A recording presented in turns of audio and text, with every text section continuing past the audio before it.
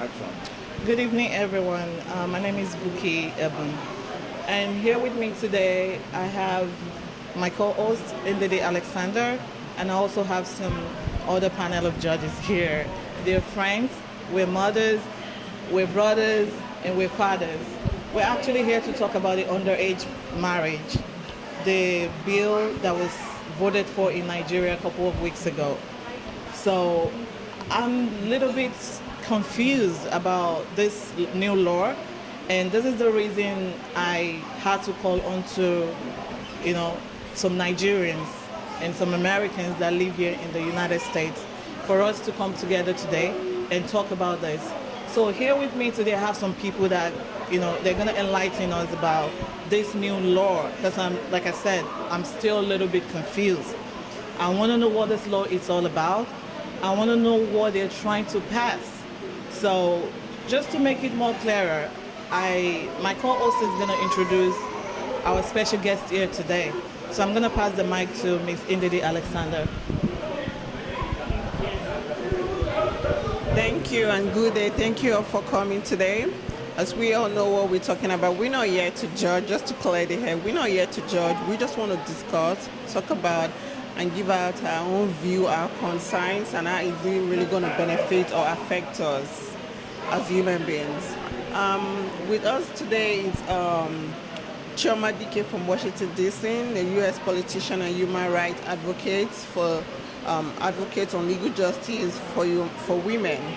And also we have Don Cosnino, we have Chuck, and we have Miss Chinny, we have Mr. Bettels, and we have Miss Maxine, Mr. Nee, and Ethel. Thank you all for coming, and I hope you feel free to air out your opinion, your concerns, and let's discuss this because this is about us. This is not just about us, but our children and then generations to come. So is it good? Is it bad? What is the benefits? And what's going to be the outcome? So I'm going to hand the mic to Ms. Chioma Dike to elaborate for us on this. Thank you. Thank you. Thank you for inviting us and for opening up this forum for us to discuss this very vital issue in Nigeria. Well, I'll start by explaining what is going on right now. We all know last week, the Senate, they reviewed basically the Constitution, the 1999 Constitution of the Federation of Nigeria, and they were reviewing Section 29 about renunciation of your citizenship.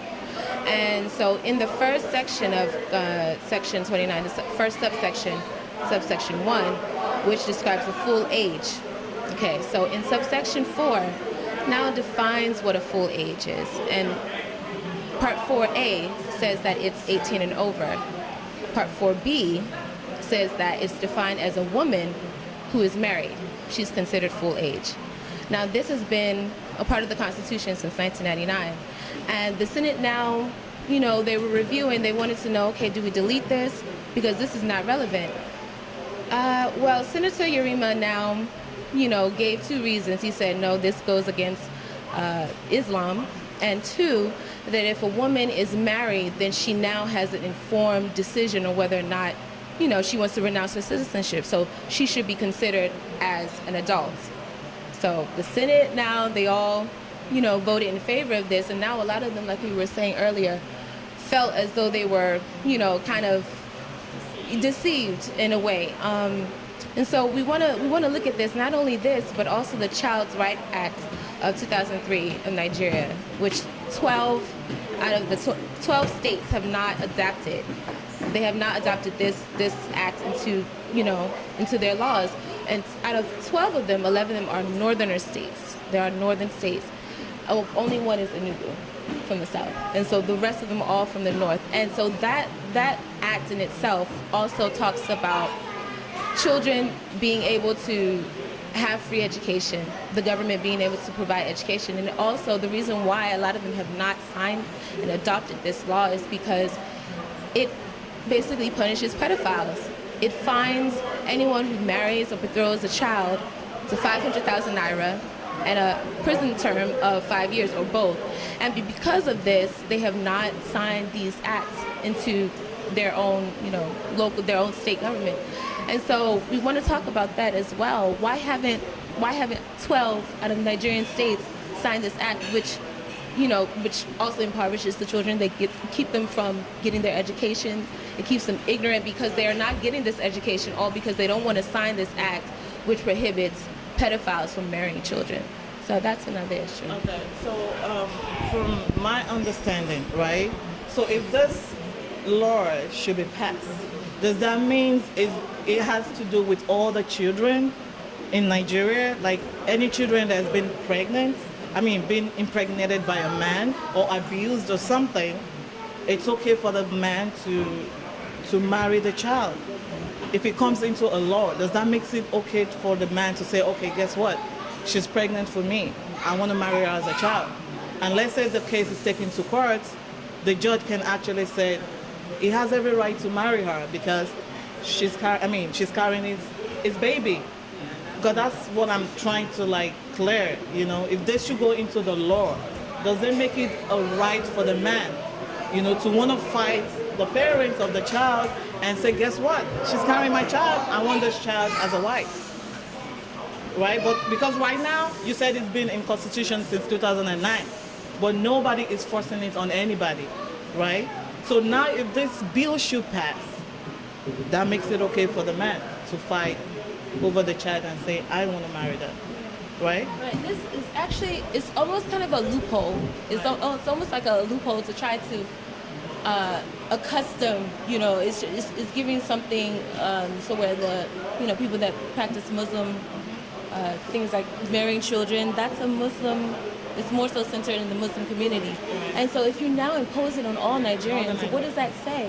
Right. And how does that protect the girl child? Exactly. It doesn't at all. So I'm gonna pass the mic to Mr. Betel because he has something also to tell us about this new law. Well, thank you, Chidinma, right? Chirma, thank you, Chirma. It's quite enlightening to listen to you tell us about the Constitution. And from what I've just understood, it appears like a group of people are trying to take away the right to protect our children.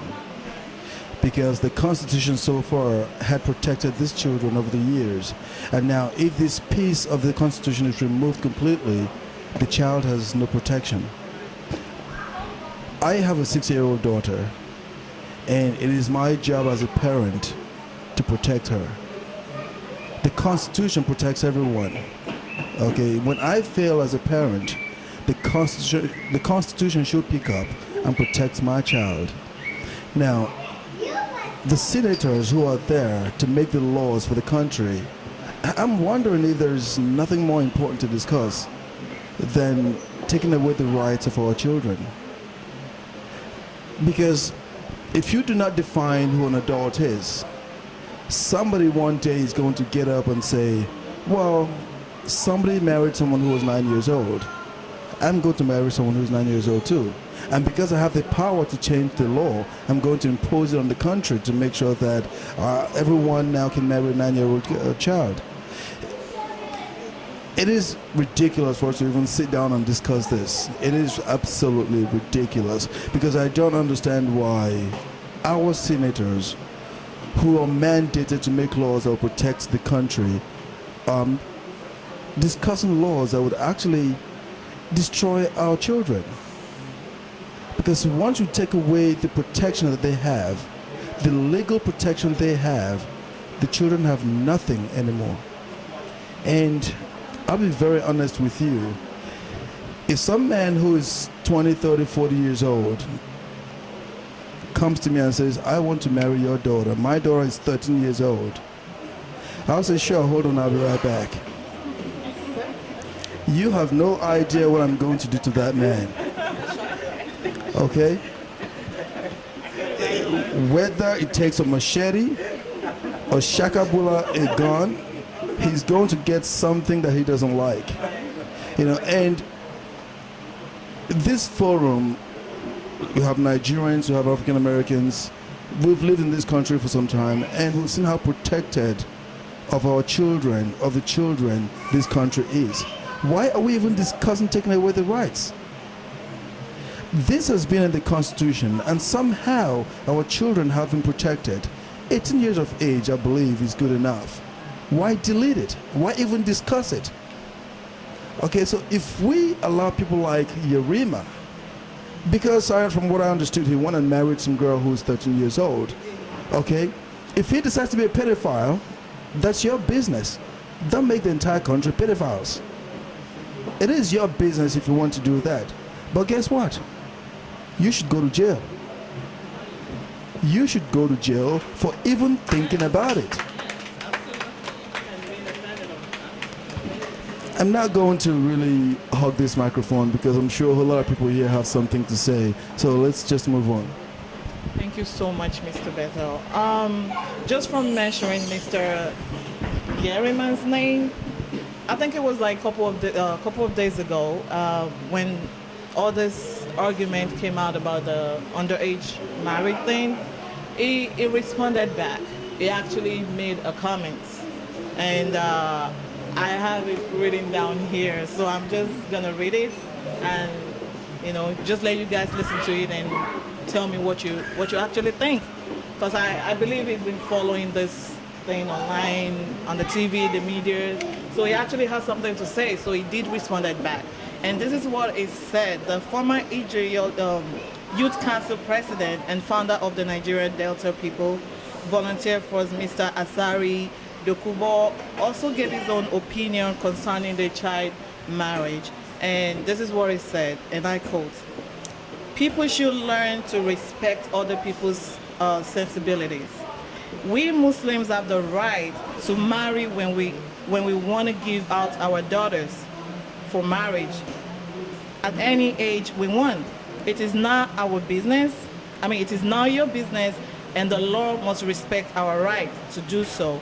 Anything short of that is an infringement on our right. We did not ask you to marry your children out. We're just asking you to respect our own rights." I understand that.